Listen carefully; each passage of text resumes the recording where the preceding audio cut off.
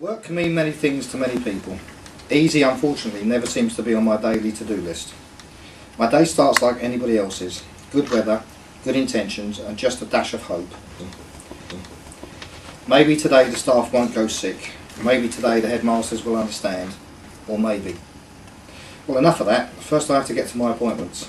As I approach the van with the company logo on, and a direct line telephone number for the tired of living, and I've just had a common sense bypass brigade to phone, I remember why the day probably won't go so well.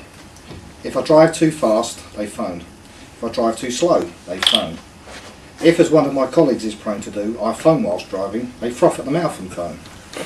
I once tried breaking wind with the window open at a red light and waited for the inevitable call from my boss, but for once I got away with it.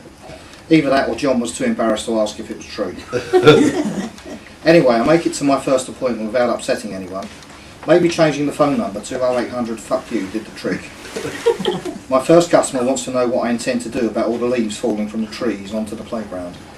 I toy with the idea of offering her a jumbo-sized tube of super glue to stick them all back on with. But I think, on this occasion, discretion is the better part of valour. So I offered to buy her a chainsaw. Her reaction isn't quite what I expected. She actually wants us to go outside and sweep the leaves up. In the rain and the wind, I think she has missed her vocation. Becoming a dictator of a small country seems much more up her street. I'm getting good at calmly now after my 6 weeks of anger management, explain that whilst the hurricane is still blowing, it would be pointless doing any sweeping, and maybe the caretaker should come inside before he ends up in Essex, and decides to stay, preferring the guns and knives to the intrigue of working in school. My second appointment is much better. The pills are starting to kick in and everything is looking rosy. All I have to do is fill the school swimming pool by lunchtime, heat it, make sure the chemicals all balance, and then open it for swimming. This turns out to be fun.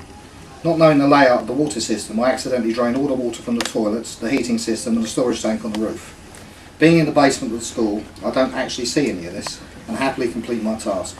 My first idea that something was amiss came when the school alarms went off as I tried to leave. The school had to close early due to the apparent water leak, and so they'd locked up and gone home and didn't give me a second thought. I left in a hurry and waited for the telephone call from the alarm company calling me out to investigate the alarm activation. Oh joy, more overtime payments. Very good. Give a clap.